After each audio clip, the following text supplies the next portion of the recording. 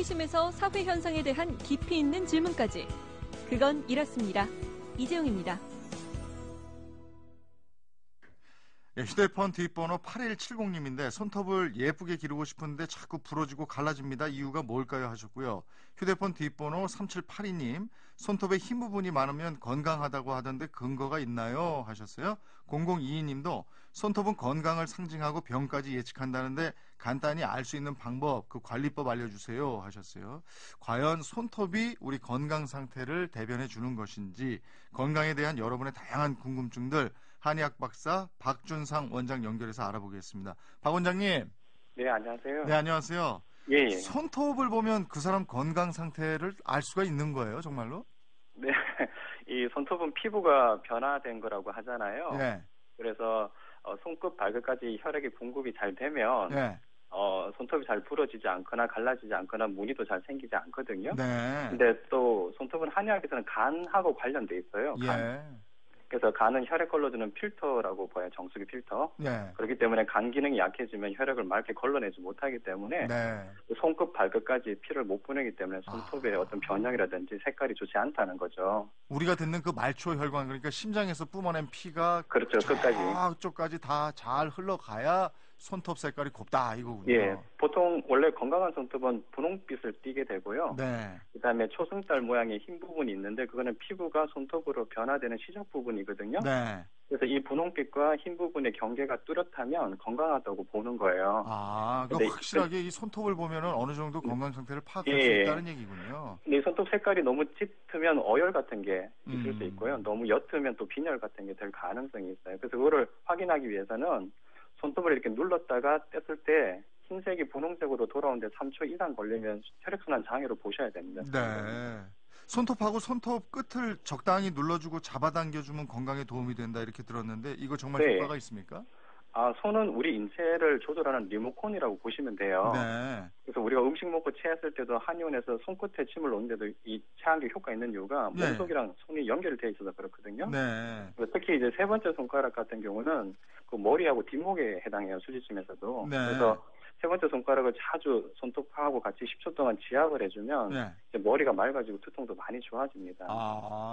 그러면은 이게 손 마디마디 맨 끝부분을 이렇게 꾹꾹 눌러주는 것만으로도 효과가 있다 이런 말씀이시죠? 네, 예. 그게 이제 심장하고 이제 팔, 다리 쪽에 있는 근육이 같이 혈액을 돌려주기 때문에 네. 이 심장의 역할을 대신 좀 도와준다는 네. 그런 의미가 되죠. 우리가 체했을 때 엄지손가락 그 손톱 밑부분 이렇게 네. 딴다고 표현하는 거 그것도 맞는 얘기고요.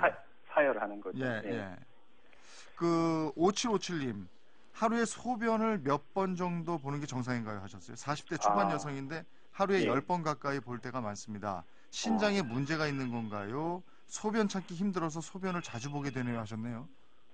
정상인은 보통 하루에 한 5, 6번 정도 소변을 보게 되는데요. 네. 10번 가까이 소변을 본다면 보통 방광염이 아니라면 네. 배가 차가워서 소변을 자주 보게 돼요. 복부가 차가워지면 이 방광이 고무풍선처럼 이렇게 늘어날 수가 있는데 네.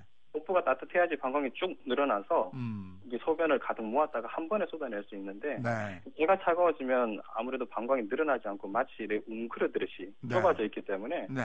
소변이 조금만 채워져도 참지 못하고 바로바로 배설을 해야 돼요.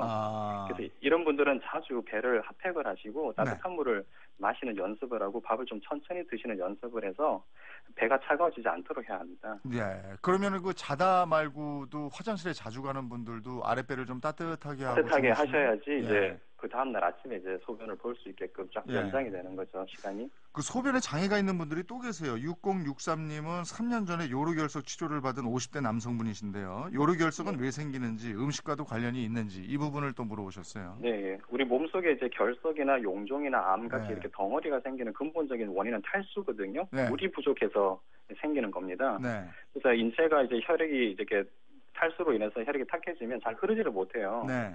그럼 인체는 스스로 그 혈액 속의 건더기를 건져내서 한 곳에 쌓아두려고 하거든요. 네. 이것이 결석이 되는 거예요. 그래서 주로 이제 술, 담배, 커피처럼 너무 탈수를 일으키거나 밀가루 음식이나 육류처럼 분해될 때 수분이 많이 필요한 음식을 자주 드시면서 물을 잘 안 드시는 분들이 결석이 잘 생겨요.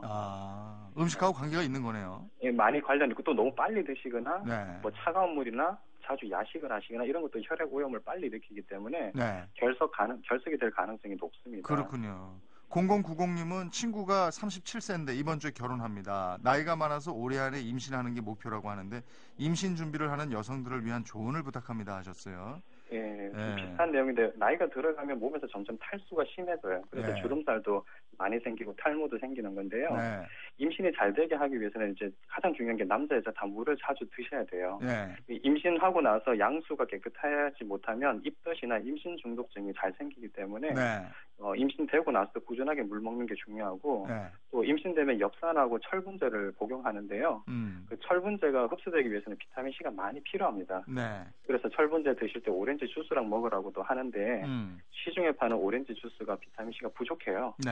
그래서 따로 비타민 C 제제를 철분제하고 같이 드셔주셔야지 철분이 많이 흡수되고 변비를 막을 수가 있습니다. 네. 그런 걸 좀 알고 계시는 게 좋죠. 임신을 하려면 여성만 몸을 만드는 게 아니잖아요. 남성은 남자도. 어떤 걸 주의해야 돼요? 남자는 술, 담배라든지 예. 과식이 가장 큰 문제인 것 같더라고요. 운동부죠. 네.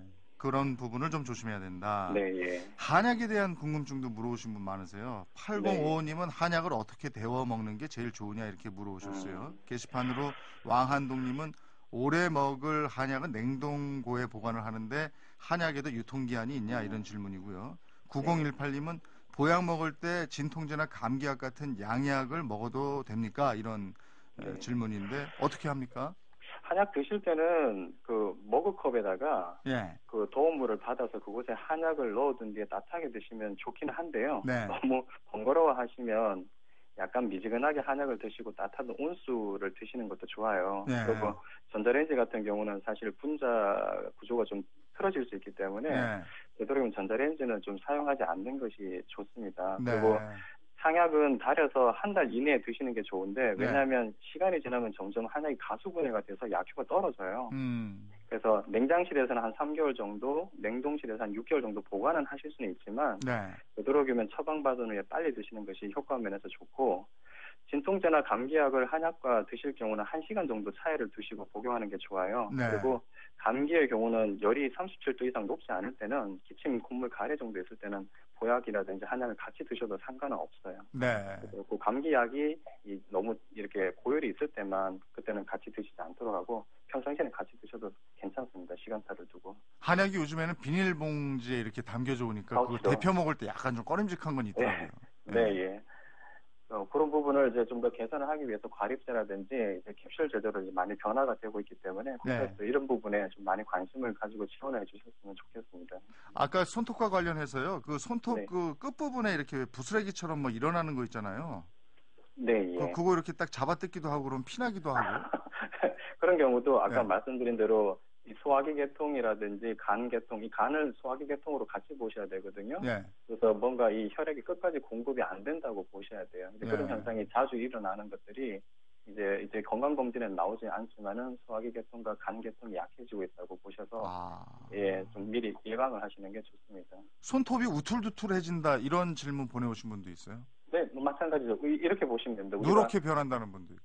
예, 화재 경보기가 울릴 때 네.